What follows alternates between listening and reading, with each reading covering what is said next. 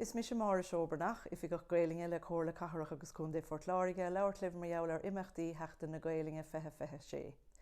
Beag trána gceist Dhátheangach siúl sa Cove Bar, bóthar Dhún Mhór an déirdaoin an dara láideag de Márta ag go 8 chlog san oíche.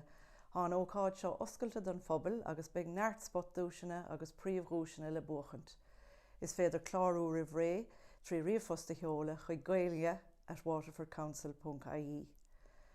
Tá gclár leathan imeachtaí Dhátheangacha agus Gaeilge eagrathe ag foireann na leabharlinge fud Phort Láirge de Sheachtain na Gaeilge, agus tá gach imeacht saor an eisce. Ina measc na imeachtaí beag láiriat na fiction Gaeilge hÉilís Ní Dhuibhne an comhrá Dhátheangach leis na thuairscéalathe ana Mhúsaem agus réaltáin Ní Leathan I leabharlann Dhún Garbhán an saithairn an 4 Dhátheangach ag 7 chlog sa Thráth. Sa lár leabharlann sa chathair lána mhuire an géadaoin an 4 Márta ag leathartha sé, tabhairg an talamh Daniel Fleming caint I Comhairle dar title The Bedell Bible, Provenance, Ownership and the Formation of the Cotton Library, Lismore. Fáil siag Bíblia Bedell in 1685 an chiad Bíblia umláin in Gaeilge, agus is cinnte gur chaint Anaheimúil a bheith an son, is fiú go mór dá laan. Mhúsaem go sa cheol, beag an cór gotha fearn dordáin ag canna sa lár leabharlann sa chathair an saithairn an 4 Márta ag leathartha sé dómhraach núna mar chuid de éile pádric agus is fiú go mór freistal sin.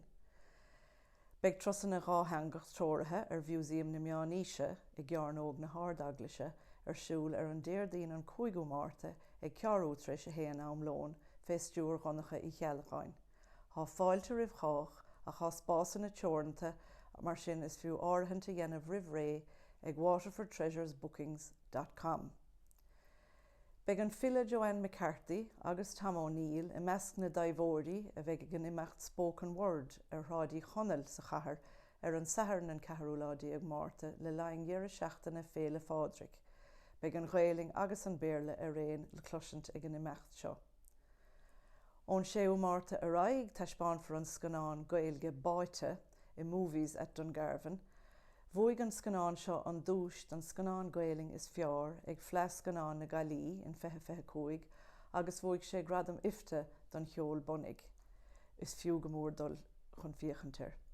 Níls na imeachtaí seo ach blaise is na imeachtaí a bheith siúl sna Déise le laing Sheachtain na Gaeilge mbliana. Tá tuile eolais fáil ag waterfordcouncil.ie.